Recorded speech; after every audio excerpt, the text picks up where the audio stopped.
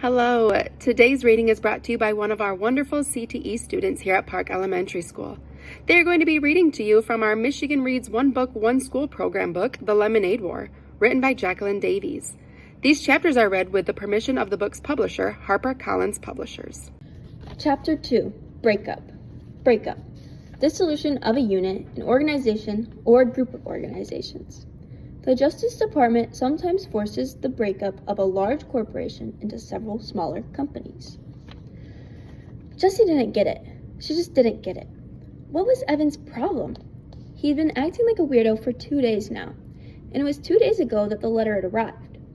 But why would he be so upset about that letter? This is a puzzle, Jessie told herself, and I'm good at puzzles. But it was a puzzle about feelings, and Jessie knew that feelings were her weakest subject. Jessie sat in the cool darkness of the basement and thought back to Monday, the day the letter had come.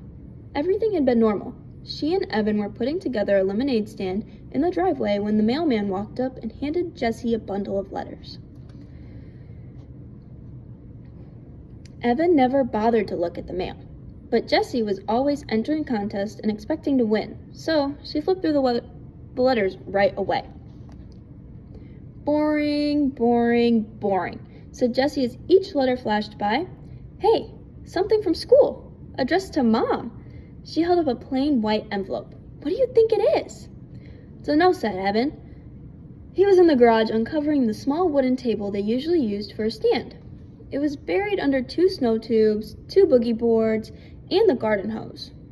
Jessie watched while Evan gave a mighty pull and lifted the table up over his head. Wow. He's gotten so big, thought Jessie, remembering what Mom had said about Evan's growth spurt. Sometimes, Jessie felt like Evan was growing twice as fast as she was growing up, growing away. It looks important, said Jessie. It looks like bad news, is what she thought in her head.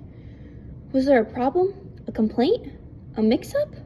All the nervousness she'd been feeling about skipping to 4th grade suddenly burbled up inside her. This table's really dirty, said Evan. Do you think we can just cover it with a lot of cups and the pitcher and no one will notice? Jessie looked. The table was streaked with black. No. Evan groaned. I'll clean it, said Jessie. Evan had only agreed to have a lemonade stand because it was one of her favorite things to do. The least she could do for him was clean the gunk off the table. Maybe, she said, holding up the envelope again. They're postponing school? Maybe the first day isn't going to be next Tuesday? You think? That got Evan's attention. Let's ask Mom to open it, he said. Up in the humming cool of her office, Mrs. Trusky read the letter through once. Well, she said, this is a curveball. She looked right at Evan. Jessie thought her face looked worried. Evan, you and Jessie are going to be in the same class this year. You'll both have Mrs. Overton. Jessie felt relief flood her entire body. The same class? If she could have wished for one thing in the whole world, that's what she would have wished for. She would be with Evan, and Evan would make everything easier. He would introduce her to all those 4th graders. He would show them all that she was okay, not some puny 2nd grader who didn't really belong. But Evan didn't look happy. He looked angry. Why? He asked in an almost shouting voice. Mrs. Trusky scanned the letter. Well, the classes were small to start with, and now some of the 4th graders they thought would be attending aren't because they're moving or switching to private schools. So they need to combine the 2 small classes into one bigger class.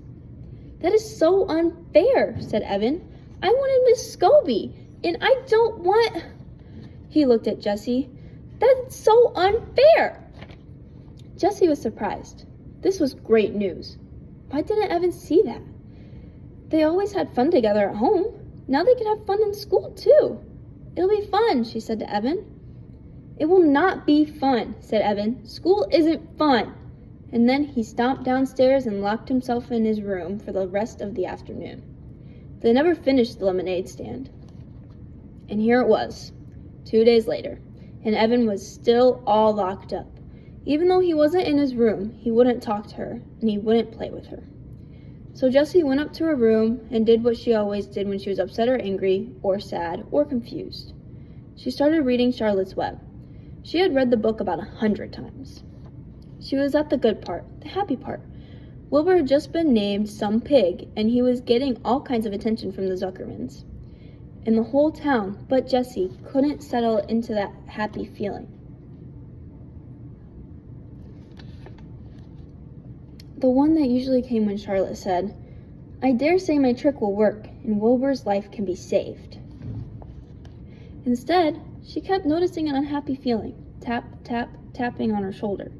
And it wasn't the unhappy feeling that came from knowing that Charlotte was going to die on page 171. It was Evan. She couldn't stop thinking about what he had said. Jessie could only remember one other time that Evan had said, "I hate you," to her. Grandma had been over and Evan needed help with his math homework. He had that frustrated, screwed up mouth look that he sometimes got with math or spelling or writing reports.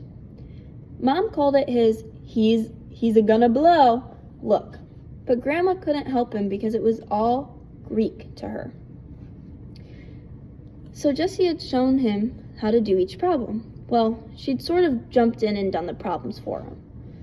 That was helping, wasn't it? Grandma had called her a girl genius, but Evan had ripped his paper in half and run upstairs shouting, "I hate you," just before slamming his door. That was last year. Jessie rested the book on her stomach and stared at the ceiling. People were confusing. She'd rather do 100 math problems than try to figure out someone else's mixed up feelings any day of the week. That's why she and Evan got along so well. He'd just tell her straight out, "I'm mad at you because you ate the last Rice Krispies treat." And then she could say, "Sorry, hey, I've got some Starburst in my room. You want them?" And that would be that. Evan was a straight shooter, not like the girls at school, the ones who had started that club. She rolled over onto her side to get away from those thoughts. Across the room, against the opposite wall, she noticed the 3 pieces of foam core her mom had bought for Jessie's Labor Day project. Every day, the Rotary Club sponsored a competition for kids to see who could come up with the best display related to the holiday. This was the first year Jessie was old enough to participate, and she had begged her mom to buy foam core and gel pens, and fluorescent paper and special stickers for her display.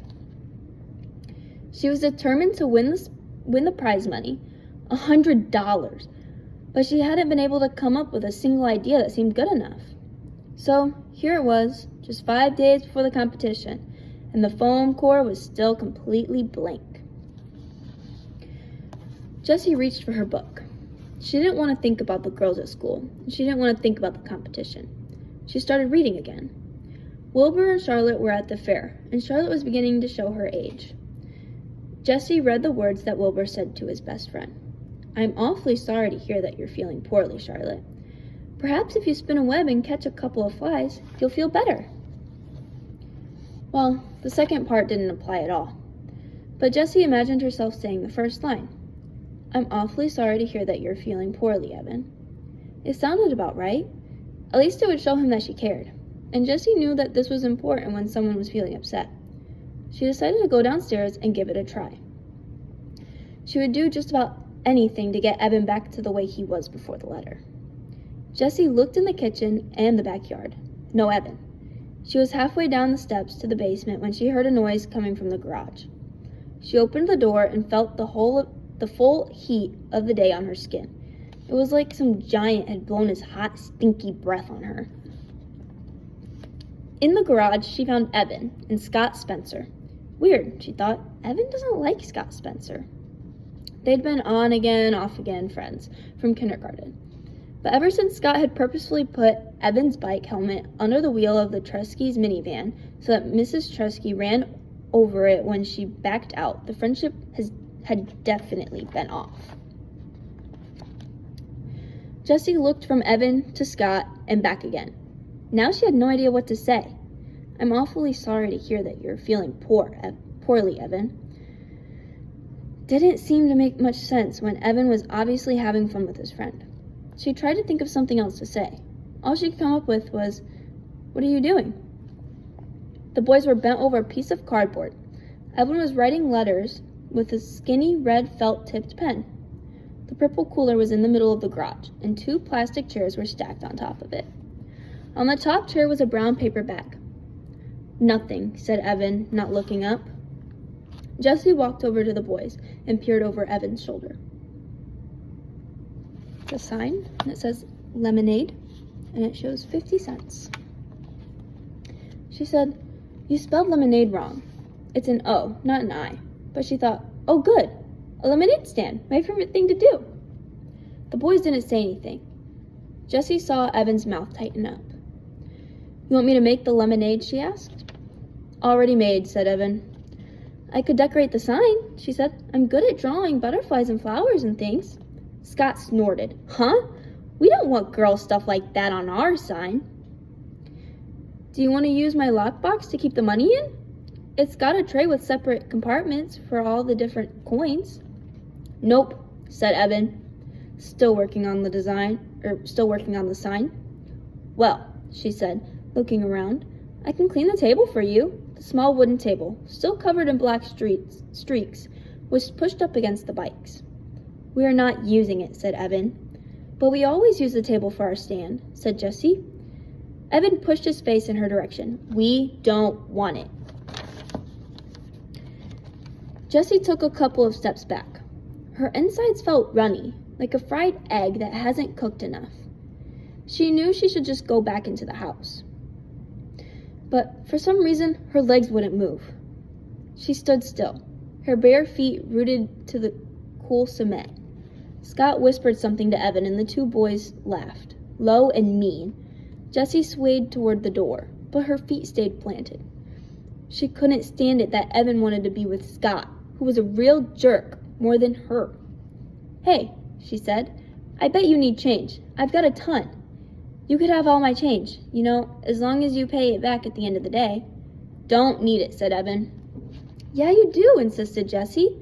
"You always need change, especially in the beginning. You'll lose sales if you can't make change."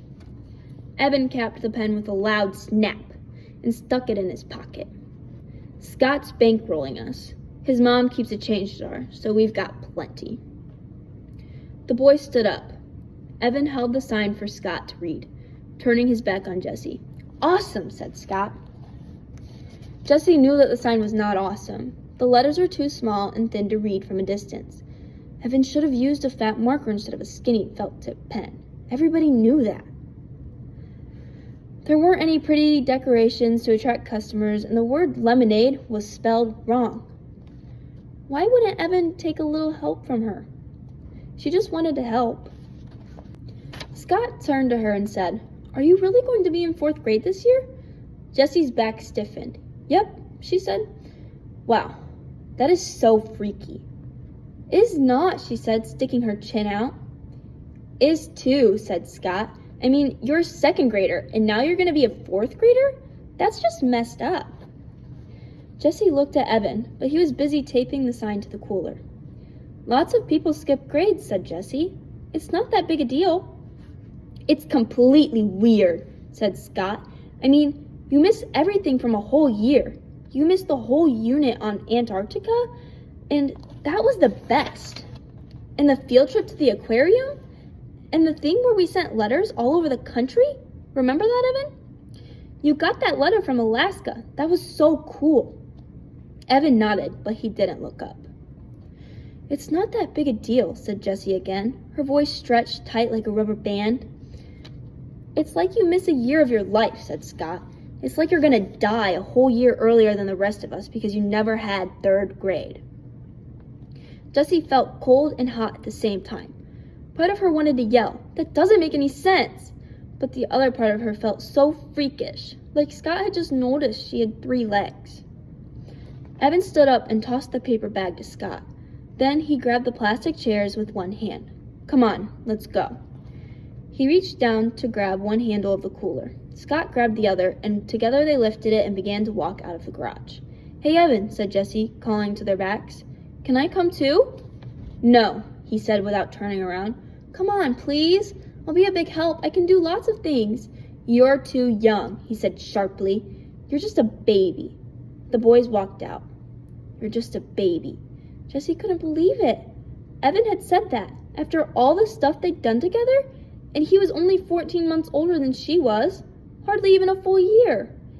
She was about to yell back something really harsh, something stinging and full of bite, like, "Oh yeah?" when she heard Scott say to Evan, "Man, I can't believe you have to be in the same class as your little sister. If that happened to me, I'd move to South America." "Yeah, tell me about it," replied Evan, crossing the street. The words died on Jessie's lips. She watched Evan walking away, getting smaller and smaller. He was deserting her. He wasn't going to stand by her at school. He wasn't going to smooth the way for her. He was going to be on the other side, with all of them, looking down on her. Telling everyone that she was too young to be part of the crowd, telling everyone that she didn't belong. "Fine for you, Evan Tresky," she said as she marched into the house, her fists balled up at her sides. "I don't need you. I don't need you to have fun. I don't need you to run a lemonade stand. And I don't need you to make friends in the 4th grade." Halfway up the stairs, she stopped and shouted, "And I am not a baby!"